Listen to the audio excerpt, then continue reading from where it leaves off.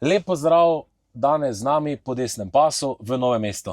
Z mano je gospa Alenka Simonič, lep pozdrav. Ja, lepo pozdravljeni.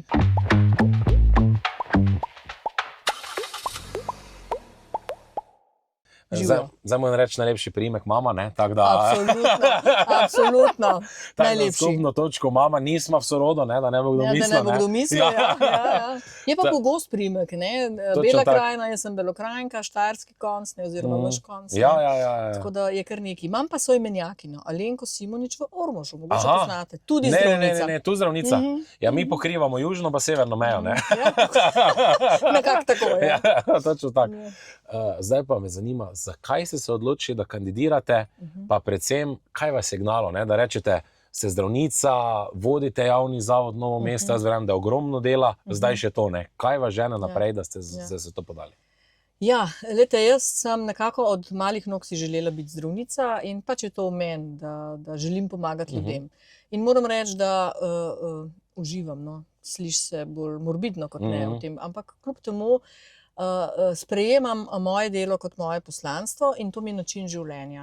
In moram reči, da sem zadnja leta, predvsem po obdobju pandemije covida in zadnja 4 leta tako žalostna, skoraj da fajn razočarana, prizadeta, no, če si dovoliš prizadet biti, ko se dogajajo stvari, ki nekako se ne bi smele v zdravstvu, ko smo tudi z ekipami mojih kolegov, enako mislečih kakorkoli, predlagali določenim odločevalcem ukrepe, ki bi obrnili zdravstvo na pravo pot, pa ni bilo posluha. In res v tem obdobju imam občutek, da smo nekako zdravstveni delavci, ne samo zdravniki, tudi medicinske sestre, negovalno osebje v domovih in pač v inštitucijah, kjer je potrebna res nega najbolj ranljivih ljudi, bolj ali manj preslišani. In to me tako zelo žalosti, zelo mi jemlje voljo skoraj da, no, ampak po premisleku, po pogovorih, po tako, ne, tudi povabilu moram reči, sem se res odločila, ko sem tudi videla program, da aktivno stopam v politiko, kljub temu, da moram reči, da nikoli si nisem predstavljala, da bom šla v politiko. In tudi me tako, morda znanci, tudi prijatelji, se nekako čudijo, ne, pa kaj tebi treba, saj si zdravnica. Ravno zato ne želim pustiti svojega poklica, želim pa doprinesti z odlično ekipo, z odličnim programom, z ljudmi, ki spoštujejo stroko in ki želijo graditi in ki želijo dobro za ljudi. In to sem začutila v tej sredini, v tej skupini. Veliko smo se pogovarjali, tudi nenazadnje šli čez program, in jaz verjamem, da bomo uspešni. No. Seveda 22.3. moramo iti na volitve, vsi morajo iti na volitve in po svoji vesti obkrožiti pravo stranko, torej SDS, ki ima odličen program, in potem res imam upanje, da saj preprečimo na hitro razpad javnega zdravstva in potem usmerjamo v pot, ki pomeni krepitev javnega zdravstva. Točno tako, ne. Jaz bi mogoče eno vprašanje bolj osebne narave, ne. Kako vi to gledate takrat, ko ste bili pandemija, ne, ko se je reševalo življenja, potem vemo, da se je nagajalo na vseh možnih poteh, ne, potem pride nova vlada, ki v bistvu bije bitko proti javnemu zdravstvu, proti zdravnikom, ne. Kako vi to sami čutite, ne, ker meni kot laiku pri zdravstvu stroki, ne, se mi pa čakajte malo. Zdravniki, tako dolgo hodiš na faks, toliko pomagaš, potem pa neki ljudje, ki pojma nimajo niti enega dneva zdravstva, ne, medijsko linčajo, bomo rekli, ljudi, ki so od, tako sami, ne, ko ste po 20-15 let študirali v tej stroki. Glejte, to je milo rečeno nespoštljivo, da ne uporabljam kakšen drug izraz. In v času covida, pandemije, to je bilo vojno stanje, to so bili krizni časi, mi virusa nismo poznali, ljudje so umirali, in tako zelo res grdo, nesramno in ponižujoče od ljudi, ki sodijo zdaj kot sodijo, kaj se je takrat delalo, da so se izplačevali dodatki, da so se sprejemali ukrepi. Glejte, če takrat ne bi bilo Janševe vlade, bi mi imeli Bergamo na kubik. Nemogoče bi se bilo organizirati, če ne bi bilo pač nekih takih pravih navodil, ki so bili nujni. To je bilo vojno stanje. Ne? In mi nismo imeli opreme, nismo bili niti pripravljeni se soočiti s tem virusom.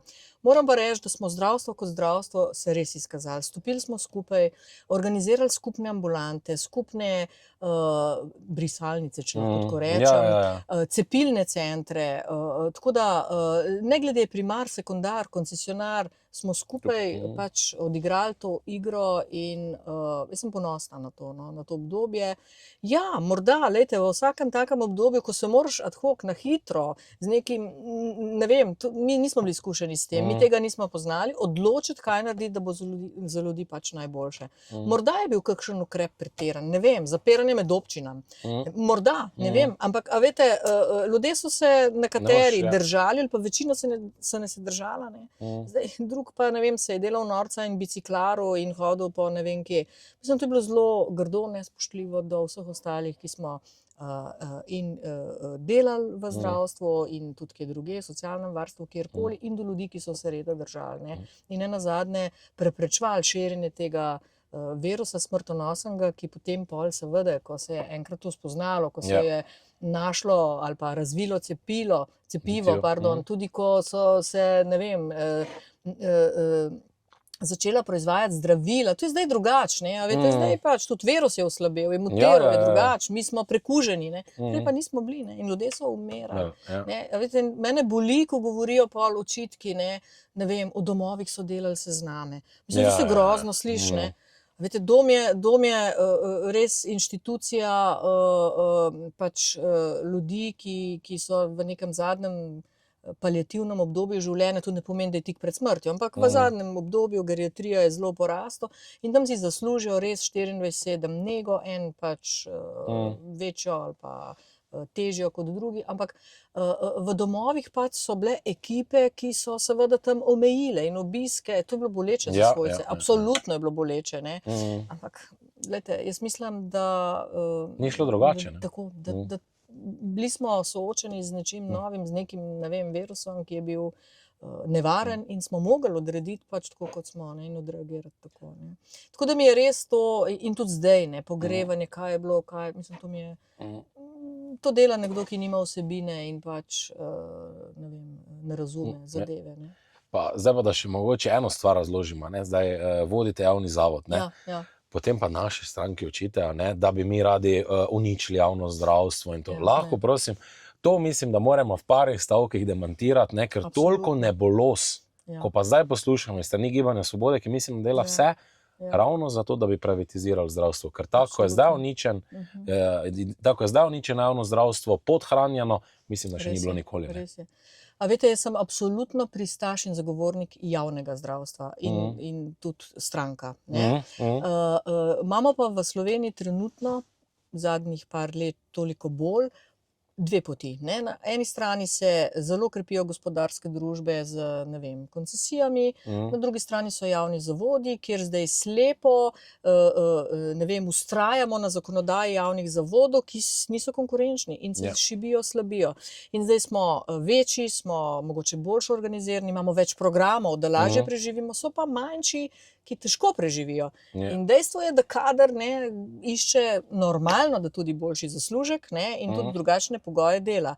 Tako da to, kar je zdaj s temi prepovedmi, jaz mislim, da to je divja privatizacija, ne samo privatizacija javnega zdravstva, ne, in to pomeni, če gremo po tej poti naprej, da bomo javne zavode zapirali. Ne. In jaz mislim, da, ne vem, no, tisti, ki malo pozna vsebine zdravstva, jaz mislim, da tudi zdravništvo je dokaj enotno na to temo, ker pač se javni zavodi borimo skoraj da že za nekateri bolj, drugi manj, za programe, za kader, pa ne samo zdravnike kot nosilce programa, nega, ne, tudi nega je problem, ne.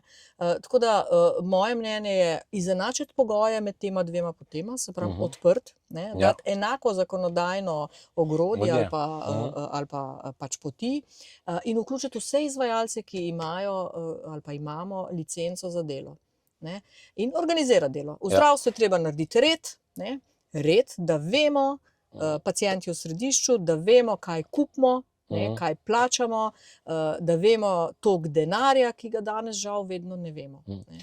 Vedno ne vemo. Ravno tu se v smislu vprašati. Ne? Pod prejšnjo vlado je bil ustanovljen urad za referenčne cene, ne?